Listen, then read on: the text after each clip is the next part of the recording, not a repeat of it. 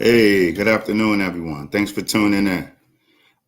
We have to excuse the doc. She had a family emergency today, so I'm filling in as the full-time host, the street practitioner. George, how you doing, everyone? Welcome. We're gonna start out with some of the events that we started that we participated in this weekend. We had two vaccination clinics going on for the Juneteenth celebrations. We had one in Darby, and we also had one in Chester at Subaru Park.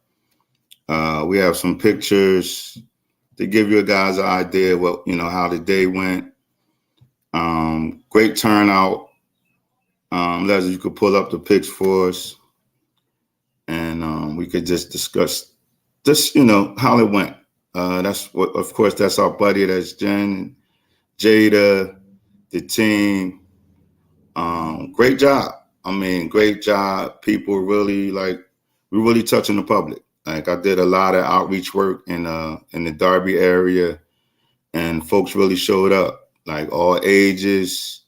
It wasn't just boosters; it was people getting shots for the first time. Shout out to the team. The COVID reset team was in the building. There go my guy. What's going on? Francis, she was big help this weekend. After he was a success, total success. Kudos to everybody that came out. Kudos for Doc for just putting this thing together. Like it's just like a nice thing to do to give back.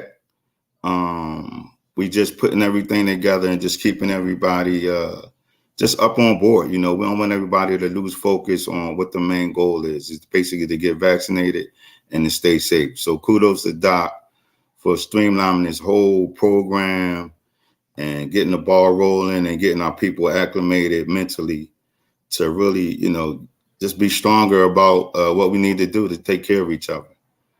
So we actually do have a special guest today. We have Tyan. I'm gonna give you a little brief detail. We could bring Tyan in, and I'll let Tyan talk to you guys and briefly describe herself. Good afternoon. How you doing, Doc? Hello. How are you? All right, I'm fine. How you doing today? Good. I'm here. Okay. I'm alive. I'm well. So great day. Good. You wearing the camera well over there. You looking Thank good over there. Okay. But no, Doc, tell everybody a little bit about yourself and a little brief description. All right. Thank you. Well, I'm happy to be here. I've been behind the scenes for the past couple of weeks, so I'm a little shy to be in front of the camera. So, but I'm happy to kind of talk about this important issue. So I am Tyan Thomas. I am a pharmacist like Dr. Motley. We work together in the Philadelphia College of Pharmacy, which is now part of St. Joe's University. And as part of my being a faculty member, I teach students who are training to become pharmacists. And I also have them sit with me at my practice site, which is in Philadelphia. Can't say the name of it because I'm supposed to get permissions to say like who I'm affiliated with. And I've been doing that since 2006. So I've been an old vet at this. But a lot of what I do is talking with patients about, why they need to take a certain medication, get a certain vaccine, all predated COVID. And so, that's just a little bit of my experience. I guess that's just a little bit about me. That's great. I mean, sounds good. I mean, not to go too far back, but like you said, you're already experienced in the area of pharmaceuticals. When COVID first hit, bring us up to date when the vaccinations hit the scene. So the vaccinations hit the scene. You already was in the pharmaceutical area. You were already in the mindset of, keeping people above, just keeping people on board as far as like getting vaccinated in other areas, shingles, flu shots, whatever. So now we got a new vaccination. So what was your take on it in the beginning? Yeah. Honestly, just when COVID first hit, like just everything shut down, like our clinic went virtual and everything. And the first thing I was thinking is, we just have to wait for this vaccine, just kind of hunker down. And I knew, I was going to get it when it came out. I was always a person that was about, an ounce of prevention is worth a pound of treatment. That's something my Hmm. mom always told me. And, and I had the ability to see kind of what would happen when people weren't vaccinated against shingles, for example, like you said, like the Hmm. painful rash or flu. And, with a lot of the patients I see who are older patients, the flu for them meant they would be in the hospital. And so I always got to see kind of that other end of the spectrum of people who weren't vaccinated and kind of what the consequences would be. So I already knew, like, I was not going to be one of those high risk people for COVID, like, hopefully I would not have been one of those, but I knew that I wanted to get vaccinated, so that I could kind of be back out, being able to work with patients and have a lower risk of my spreading it to them. So I kind of already knew I wanted to be one of the people to get it. I got the vaccine from the medical center where I'm affiliated with, I think Hmm. February of 2020.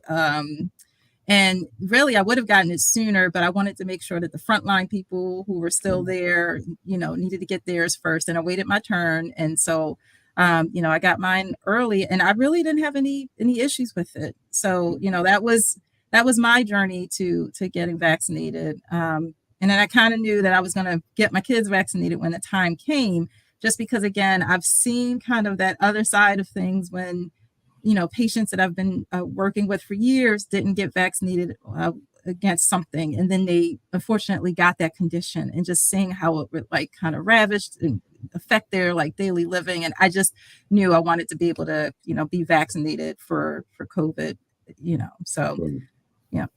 Wow. I mean, pretty much the typical role. I mean, for someone that's in the pharmaceutical area or medical field.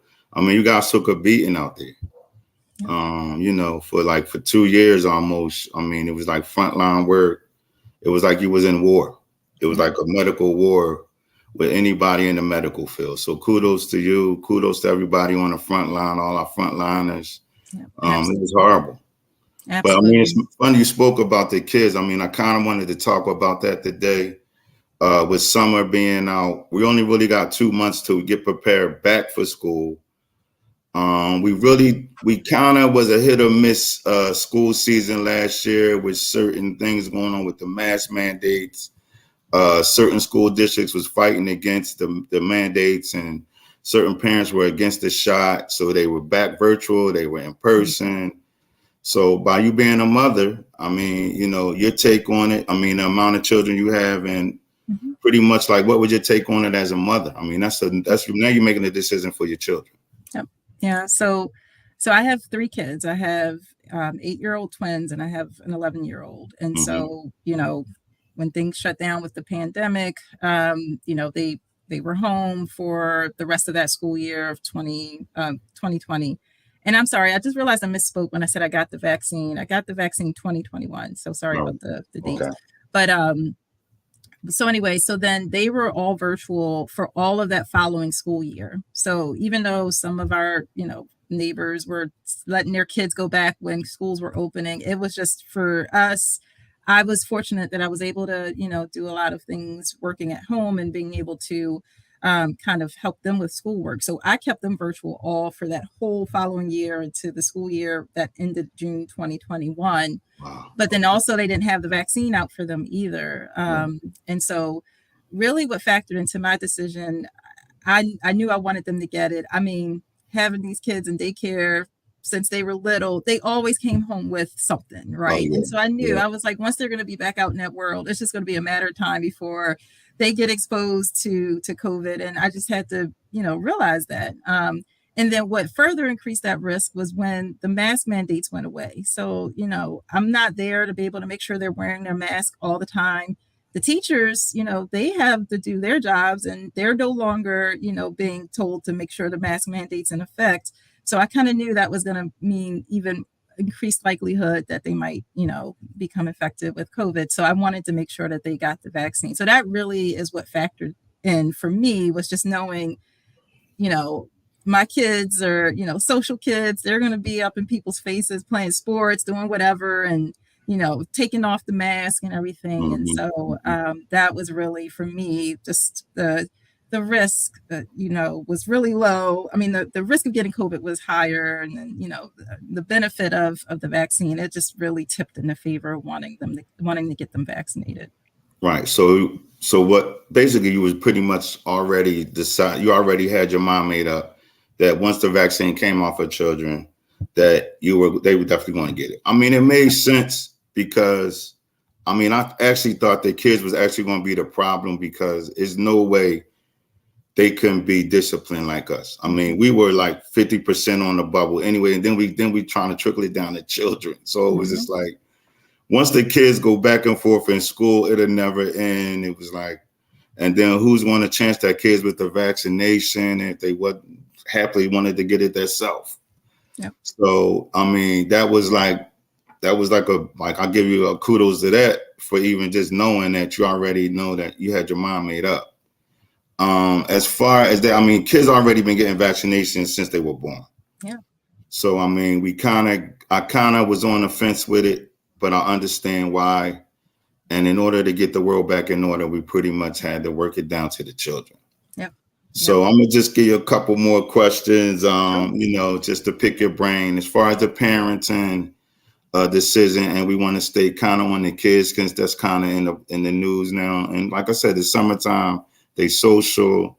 Mhm. We're going to amusement parks. We're going to the beaches, family gatherings, and then we only got 2 months before school kicks in. Yep. So I have a question. We have: do you generally follow the vaccine recommendations for your kids? I can answer that, but go ahead. Yeah, I was pretty good with trying to make sure we kept them on track with the vaccines, and I know that was just a decision for us. And I'm on the side where families have to do what's right for them, right? So I have a friend who I went to college with who's a nurse practitioner, and she kind of did a longer term kind of spaced out vaccination cycle for her son. And I mean, that was what was right for her. But like for me, I usually follow the recommendations. But so that made that easier when it was time to kind of come up with a decision for the COVID Right, I vaccine. could So have answered that for you. yeah. That was easy because I mean measles Yeah. and certain whatever. I don't know if they still do chicken pox. I Hmm. mean, in my era they did, but it's just like okay. I mean, it's pretty much mandatory to go to school, Yeah. to go to daycare. They have to be vaccinated so they don't spread Yeah. it. So it's Well, pretty and much speaking of that, I was one of the people that did not have chickenpox vaccination when I was out, and I got it twice. So I was like, if I wow. could keep that, that's the other thing too. My sanity of not having to be home with a sick child with fill in the blank, like that's my side of things too, is that this is helping me also, so Right. yeah. I mean, exactly. I mean, it will put more pressure on you as a parent if your kids get sick or you're sick. So I mean, it makes sense. And even with you being in the medical field, you still had to weigh it for your personal decision for your household. It's not the same. Everybody thinks because it's doctors and nurses. No, you had to do the same process as a parent, but you also had to be defensive against this thing because it took over the world. So I already knew that answer, so I'm not really. We're not going to stay there too long. Um, all right, this was an easy one too. I want to know what did you what was like your main factor with oppositions against the vaccination? Because it seemed like you already was sold on it, but what was like your other factors like on the negative side? Like, well, it might have been 10%, 15%, but what was your other alternatives like against the COVID or against the vaccination? Yeah, I think it was just knowing that, you're not going to see all of the adverse effects in the clinical trials because you can only have a finite, number of people. You can't have everyone, in the studies. And so we did take the delayed approach. We waited we waited a couple of months after the kids' vaccinations were out to actually get them vaccinated. So, and just taking it all in, listening to the family who got their kids vaccinated and they did fine, just kind of really made us feel better about that. But that's always the one thing that I think about too, just wearing the pharmacist hat, is that you never really know like all of like the adverse effects until it's out there for everybody, right? And Right, so that was the one thing that was kind of like, okay, we're gonna wait a little bit, but we know we're gonna get it. It's just a matter of when, not if. right, right. Yeah. And what I also noticed, like to be more personal, is that it actually depended on your community. Like it depended on your community, how your community approached the vaccination, as opposed to the school and how they had to combat, cases, or even just the fact of being vaccinated or wearing a mask. Like I said, certain areas were like more opposed, certain areas, was against. Like it Yep. depends. If you have a domination of parents who really was against the vaccination, then they were sending kids to school under the same conditions. So it was like that's a major factor. And that's kind of why I understand Doc's movement, because you guys been behind the scene and you are of color. Like us, like we need that personal effect and our own folks to be kind of guiding us more, so we don't feel like it's like a bamboozle type of situation. So it's just I get that part of it, but it's just funny how certain communities was already standing in line waiting for the scientists to finish. Yep. You know what I Yeah. mean? And then it's like some of us was just like, nah, no, it's been 3 years. I don't know. But it's like, but everybody in that family was sick. And I think the worst thing is for you, you won't want your child to get COVID. Like Absolutely. that's the worst thing ever. I mean, you don't know what kind of effects. The immune system is not always built to a certain capacity, and you just don't know. And you kind of want them to be on the mend, but I just, like I said, it just depends on the community, and that's kind of what this movement is about. That's true. And Um, the other thing too, that we have to remember is that, a lot of people in our community, we are living like grandparents with the grandkids. And that's the one thing that I was always worried about as well, is our kids mistakenly passing it on, to like a elder or whatever the case is. And just to be clear, I know vaccination doesn't mean you don't get COVID, but it's one of those things too that if they should get it, they won't have it as long, mhm, infectious for a smaller period of time. But that's the other thing too, why I think it's really important for the kids to get it as well, because we're in a community setting where we're taking care of each other and we're taking turns taking care of our kids, and so we need to make sure that we're kind of having that protection around us so that our community is not spreading it, to each other, even if it's not intentional. So, I just really, feel strongly. And whenever I would talk with my patients, they would say, "Do you think I should get it?" I'm like, "Yes, you should get it." You know what I mean? And so I was just always a big advocate. And it just again, I just really want to point out too is that I've seen the other side of it, where I had a patient who died from it like in November 2020. And I was just, it was just so frustrating because I had been working with him for years for one of his medical conditions. And it's just that whole, this could have been, right. prevented or whatever the case is. But if he got it before the vaccine came out. So it just made me feel that much more strongly about saying, when I can get it, I want to make sure I can get it. Because we as the health professionals, we kind of see the effects and hear the stories, and you see the patients who are on the ventilators, young patients, and I saw a little bit of that too. And it just hits you differently when you kind of see like what can be the worst effects of not being vaccinated, and then also seeing people who have been vaccinated, and then you're giving out all these vaccines, you're not hearing about you know really bad adverse outcomes quite so much, but you're seeing like the effect of that person that's in the hospital ventilated for weeks. It just kind of changes your perspective a little bit. Yeah, I mean, I can dig it. That's what I'm saying. Like, you was behind the scenes. So behind the scenes is totally different from my version or even from the news, the way it's reported. It's different when you hands on with patients and you know what this disease really can do. I mean, you watch it destroy or kill people. It was basically designed to kill our immune system. Yep. So, I mean, there's no way we could take that lightly. I mean, kudos to the scientists that worked on it and basically saved mankind. That's how I'm looking at it. I mean, we was already at, like, I ain't gonna say the brink of destruction, but we was kind of close when all the stores was closed, except Yeah. for the supermarkets, and certain things was missing off the shelves. I mean, it was something that we never really experienced. Hmm. So, I mean, if it wasn't for the vaccination, we wouldn't be even talking, we wouldn't probably even have this segment right now. We probably would be, who knows, the radio station might have shut down. I mean, you just never Absolutely. know how detrimental, how serious it would have got if the vaccination wasn't, created when it was. So it was just like, I feel like it's our duty.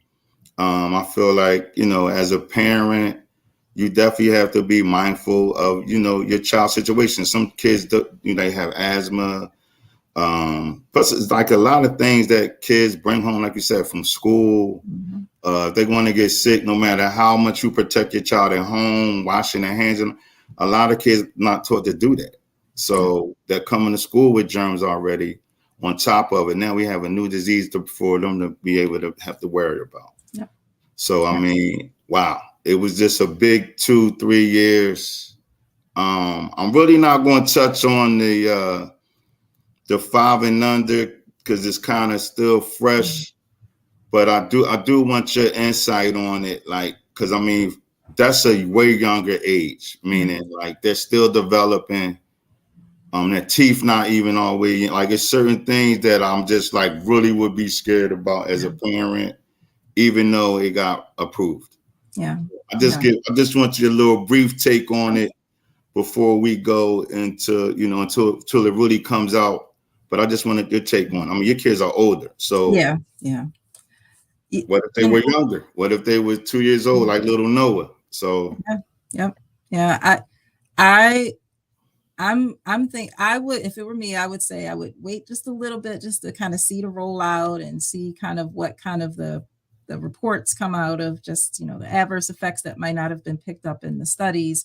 But it really would make the kind of the decision, sway on giving the vaccine or not is if they're in daycare. I mean, oh daycare is yeah. like that one thing where, Yeah. it's just, yeah. So if I knew they needed to go to daycare or whatever the case is, that would make me want to get it sooner than later. The other thing too is, spacing out the vaccine. So if there is a concern about, okay, so now they're already scheduled to get flu and all the other things that are already on the schedule. And you're like, do I really want, him or her to get another vaccine? You can space it out. I mean, the pediatricians are really good with doing that. But then it also comes with, if you're working, like, are you going to be able to get another day off to, to Yeah. get that? So, I mean, there are ways, if there are some concerns about even just the pain of the injections and things like that, there's ways that you can kind of like, space them out. And that's something I would say talk to the pediatrician about if that is the concern.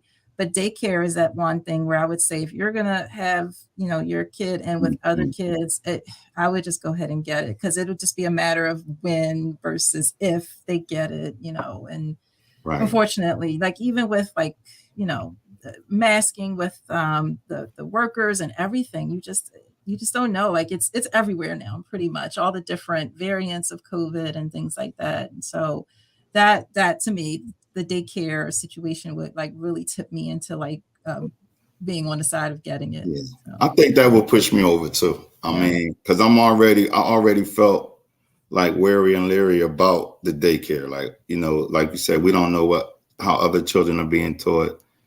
And kids are germy. Like, they pick up stuff off the floor. I mean, especially at the age of 2 and the younger ages. I mean, we might not catch it all the time. yeah, And if they're being brought to daycare, and then if their family's not vaccinated, whatever, not vaccinated, who knows? So then yeah, they will bring it home to you, and it'll just exactly. be a chain effect. So I totally get that. Yeah, I and how do mean, kids at that age learn? They touch. Everything is touching, right? I mean, that's how they learn the world. And I mean, you're not going to have them have gloves all the time, even if you're spraying doorknobs as often right, as you can. I mean, it's just you can't keep up with it, So, right, yep. right. So I think I got one more good question, and it's now that the COVID vaccine is available for the youngest kids. Well, we basically touched on it. I kind of skipped that. Um, Yeah, I kind of skipped on. We kind of worked off. We already went to that question as far as like what would lead you into protecting your baby, and we basically both feel the same way as far as the daycare and just the germiness of the children. But as far as your advice, now it's been around for a while. COVID-19, we going on 23 already. Yeah. We got 6 more Hard to months. believe. We talk. So, what would be your advice to someone that's not vaccinated, and a parent as well, getting prepared for the new school year? What would you say? Not without putting them in handcuffs, but just your mentality and just being behind the scenes, and just your knowledge of the disease and the vaccination. Yeah. So my take is, thinking ahead to the school year, our plan is to get them the second booster closer to when the school year starts. So, Mhm. and what seems to be happening is that the manufacturers are incorporating the newer kind of variants into like the newer versions of like the boosters and everything. So my prediction is, and I'll deny that I made this prediction if I'm wrong, but I have a feeling this is going to be like the flu vaccine, where like every year you just come in because there's a Yeah, new dominant strain. And so we just have to kind of get our heads thinking in that way. But I will say we already didn't get our flu shot, so I don't know if that's a good thing that we're thinking about it like the flu shot yeah, or not. But so if your child has already had their 2 shots, and then I would say think about getting that third shot right before school starts, and give it a few weeks before school starts so the immunity is already there once they're kind of in school. okay, Um, if they haven't already gotten it, I would say just really think about, having them at least get the first series, vaccinated and everything. I've already said why. It's just that it's just a matter of kind of when, and what else was I going to say? Yeah, I just think we really should think about getting it. And I guess the other thing I would say too, and you made a good point, George, is that like we're thinking about the community, right? And mhm, so you have to know your community to know like how are the parents feeling about, masks and everything. So I will say we were like a 50-50 community. So I already knew, I was like, okay, only half the kids are going to wear masks, which means, I mean, that's nothing. Like if right, you don't have at least 90% of people wearing masks, the mask thing is not going to work to kind of keep the infection rate down. So like really think about your community. And I would say the world, I mean, we like it or not, the world's getting back to normal. They're already saying, hey, we want to be, but they wanted to be back out here even before the vaccine was out. right, So, right. you can only fight it for so long, where you're going to get pulled back out into the world eventually, and it's just all those things too with, you can keep wearing the mask, but then just eventually you're going to be someplace where you might mistakenly let your guard down. Like the more and more you're seeing people not wearing masks, it's just harder to like remember to wear it. So just that's to me more reason to say you really should think about getting it, because the world is kind of saying we're going to be back pre-COVID, even though we're in the world of COVID. So, just go ahead and take that extra step to protect yourself, because we're no longer in this place where we're protecting each other by wearing masks. So you kind of have to put it back on yourself to do this thing to help protect yourself and your family. And that vaccination is that thing to kind of give you an additional layer of protection. So, Great answer. Great answer. I mean, it's basically like you said. It's not even a hit or miss. It's pretty much our duty. It's like what we pretty much owe the community, owe ourselves. There's always information on the vaccination. There's always people that you can talk to. Everybody has some type of hesitancy in the beginning. So, I mean, and even more for your children, but it's the best thing to do. So again, that was a great answer. I'm actually want to talk to Doc about doing like a kids vaccination towards school. Like after we get like I'm thinking like in August, yeah. back to school like time mentality wise Yep. around that area. So Yep. I would love for you to come out and assist with Sure. us if you can. Bring the kids. Sure. I love to. Be I the can face give of the vaccines. vaccination. We got it, guys. Yeah, I'd love to 18. do it. Yep. I can't give vaccines. I'm licensed in Maryland, so I can give them. I just can't legally give it in Pennsylvania, but I Um, can do right, moral support. But And I Right. just wanted to say thank you guys too, because I mean, a lot of times we have to go to where people are, and that's what you guys are doing. And you're out there just listening to people and listening to their concerns. And like you guys have been saying with all of the other shows, it's not just saying, oh, like, you're crazy to not get vaccinated and try to make people feel bad about it. It's just about hearing them say, what are your reservations, and just talking through it. And you know what I mean? You guys have changed so many minds, and it's just because you've been doing the work and you've been just listening, giving information, listening, receiving information from them. And I think this has a far more, long-term impact with just talking to people and letting them come to the decision themselves instead of like coercing them into it. And so I just really thank you guys for doing the work in this area. Oh yeah, I appreciate that. I mean, I really do. And like you said, we could just be the face. We'd like to host one in Chester, like before school kicks in, and probably in Darby again, Yate and Collindale. I have to talk to the doc, but I think this is like pretty much our duty, and I don't want us to be scared of it. We should be more scared of not having it than getting, than having it. So, Yeah, but absolutely. again, thank you for a great fill-in guest. You always welcome. You be behind the scenes anyway, so. Glad we got you from behind the scenes and got you in front of the camera. Your perspective was great. Keep up the great work, Doc. Appreciate you. And I guess that's it, Doc. Let's get back on next week. Yep. Thank you. Yeah, I'll see you next week behind the scenes, guys. All right, Doc. Thank you again. There. All right now. All right. Okay.